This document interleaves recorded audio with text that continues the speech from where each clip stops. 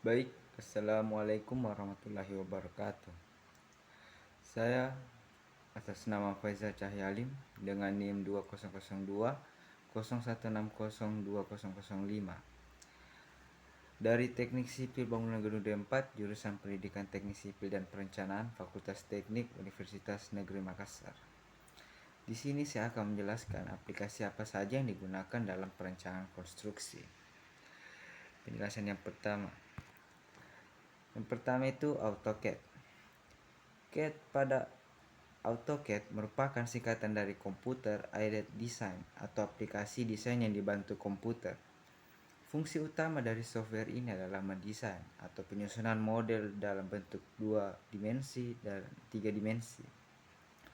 Program ini digunakan oleh berbagai bidang kerja yang memerlukan keterampilan khusus seperti arsitektur, desain grafik, teknik sipil, dan semua bidang yang berkaitan dengan penggunaan CAD.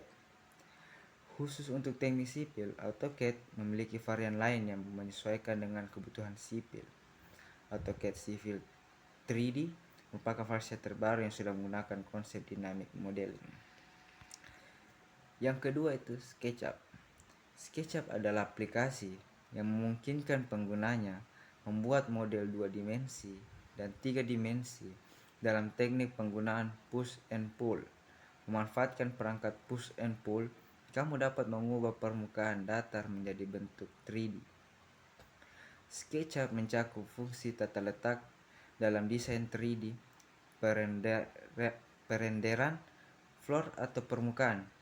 Hebatnya aplikasi ini mendukung penambahan plugin sebagai pihak ketiga untuk memaksimalkan hasil pekerjaan.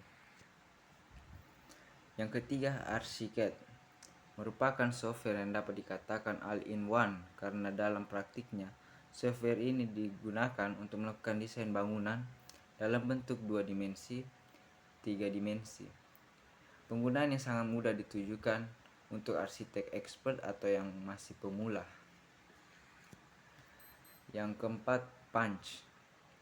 Software yang mengkomunikasikan kekuatan next gen untuk menghasilkan desain dengan realistis dan sempurna serta mengkombinasikan Lightworks yang memungkinkan penggunanya dapat melakukan desain secara cepat meskipun dalam pengerjaan proyek yang cukup besar. Namun untuk membeli lisensi software ini masih tergolong mahal.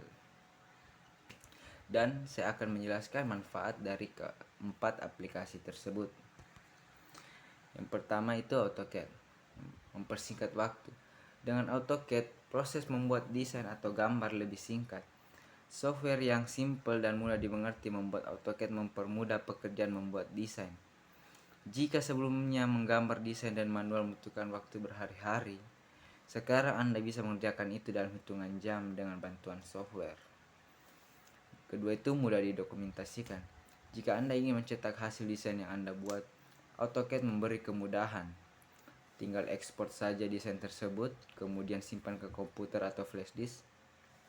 Software ini juga menawarkan efisiensi dalam hal plotting. Desain yang telah dibuat bisa langsung didokumentasikan dan dicetak.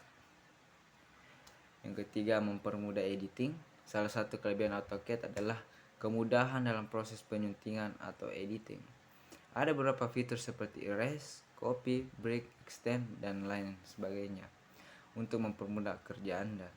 Fitur editing sangat penting buat desain-desain yang rumit dan menuntut kesempurnaan.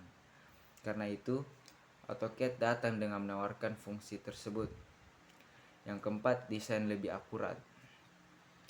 Aplikasi AutoCAD dapat menciptakan desain lebih presisi dan akurat daripada menggambar manual. Software ini bisa menyesuaikan skala gambar sesuai ukuran aslinya dengan tepat. Untuk membuat bangunan yang rumit misalnya, tenaga manual mungkin akan kesulitan untuk membuat gambar desain tersebut dalam skala yang besar. Yang kedua itu SketchUp. Yang pertama seperti antarmuka yang menarik dan sederhana. Yang kedua mudah digunakan bahkan untuk pemula. Yang ketiga banyak macam open source serta plugin yang mendukung kinerja SketchUp. Keempat, ada fungsi yang mengimpor ekstensi file seperti 3ds, DWG, PDF, JPG, dan lain-lain. Yang keempat, aplikasi ringan dijalankan pada komputer standar. Yang ketiga, arsiket. Yang pertama itu objek 3D langsung connect dengan dua dimensinya. Artinya ketika kita memodel 3 dimensi, maka tampilan 2 dimensi langsung terbuat otomatis.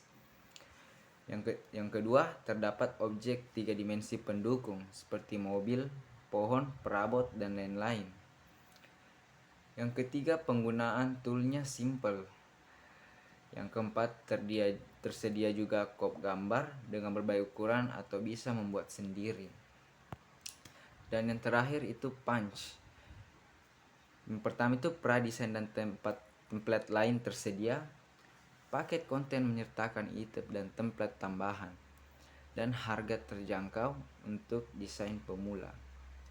Mungkin itu yang bisa saya jelaskan, aplikasi apa saja yang digunakan dalam perancangan konstruksi. Sekian, wassalamualaikum warahmatullahi wabarakatuh.